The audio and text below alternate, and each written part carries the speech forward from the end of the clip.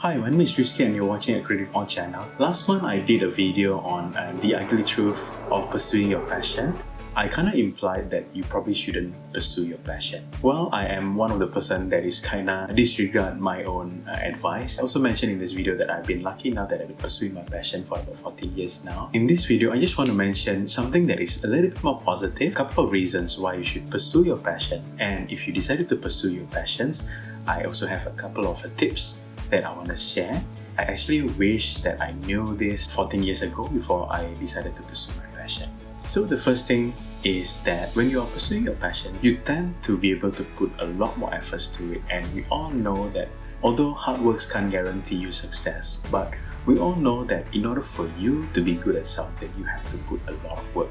We keep seeing articles, people like Kobe Bryant, whereby he actually spent more times in the gym compared to the players. We also see many of the filmmakers whereby they dedicated a lot of time for the crafts in order for them to be able to improve the quality of the movies. So we know that in order for us to be good at something, we have to put a lot of work and we have to put the time to it. I also want to quote one of my uncle that I look up to. He's actually been working in a bank for many years, and he said that there is no shortcut for experience. If you love to do something, you will tend to be able to put a lot more efforts to it. Like an example, I still think that video production section and photography is actually still my passion at this point of time. And I still watch a lot of tutorials outside my working hours. Even during the weekend, I still go through a lot of different tutorials how to make better quality videos.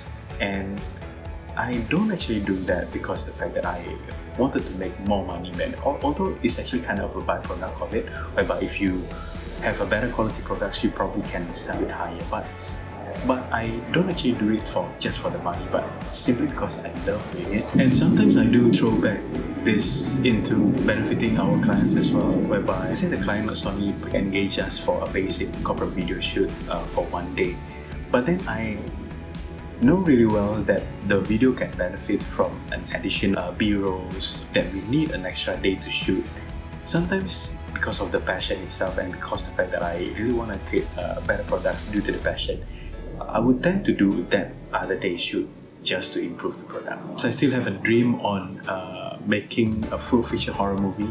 So during the weekends, sometimes I do continuously writings on my script, do a bit of the research, and if you spend more efforts on your work, you will tend to be able to be better at that. The second thing is that I mentioned in the previous video whereby you may not make enough money by doing your passion. But at the same time, if your passion happens to be in the current demand, if you happens to be lucky enough to have the right passion at the right time, you will probably be able to make a lot of money from it.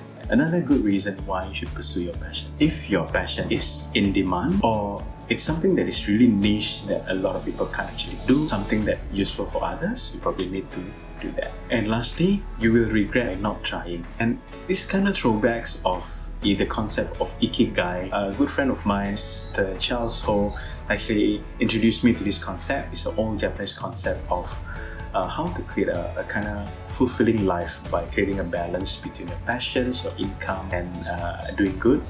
I am not an expert on this, so I will just give you a link to more information about it. If you don't pursue your passion, you may actually regret it next time. I also read that this is actually one of the regrets that a lot of people have when they get older, whereby they didn't have the chance to actually pursue the passion. I just want to give a little bit of my tips on pursuing passions. Again, I just want to mention that I've been lucky enough to have pursued my passion these 14 years. Sometimes if you are doing different types of works, you probably can find certain passions on that particular of work that you're currently doing. An example, photography was definitely not my passion. I actually pursued photography quite late. Only started photography, I think it's about maybe 5 years ago. Surprisingly, I really love it. The fact that it actually combines two things that I really love, whereby it's being creative.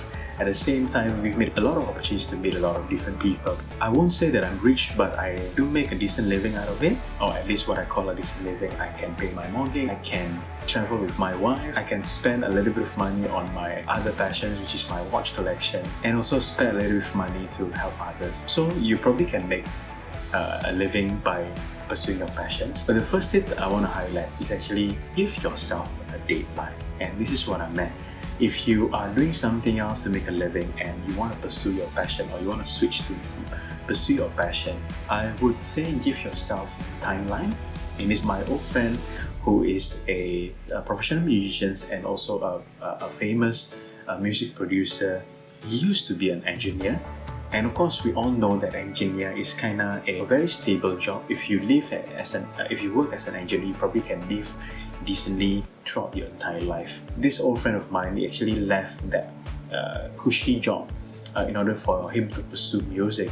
And of course, a lot of people think that it's really scary, but he gave himself 2 years. If he make it in music, he will continue doing music. But if in 2 years he doesn't actually reach some sort of a success, he will actually goes back to engineering. This is what I would recommend, whereby you give yourself a timeline to pursue your particular passions.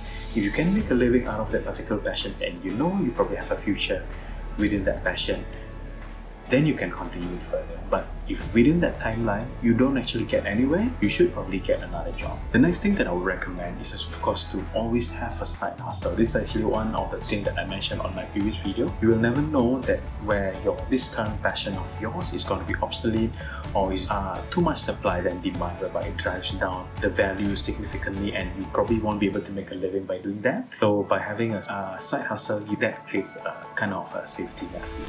Lastly, whenever you pursue a passion, you need to understand the space surrounding the passion. This is one thing that I like to mention to my students in the past when I was still a lecturer. So an example, let's say I always try to sell myself as a video producer and a professional photographer, but my space is actually events. I always try to understand and learn any aspect of that particular space. That actually gives me a lot of different opportunities within that space itself. So an example, within the event space, I was a 3D producer, I was an events producer, I was a video producer, I was an art director for events design. I used to run operations, I used to do sales, I used to do project management. At the same time, nowadays, even as a video producer and photographer, within my company IKIGAI, we don't just produce photography and video. Sometimes we do 3D visuals for stage design. Sometimes we also produce an intro animations for events and everything. So basically, say you are an animator, doesn't mean that you're actually in the animation industry. You are probably in the advertising industry, you are probably in the events industry, you are probably in the news industry, and so on and so forth. So that's all for today, and if you pursue your passion, I wish you good luck and enjoy all the process. If you have any tips on pursuing passions that you want to share, you feel free to PM me or comment down below, and thank you so much for watching, and I'll see you next time.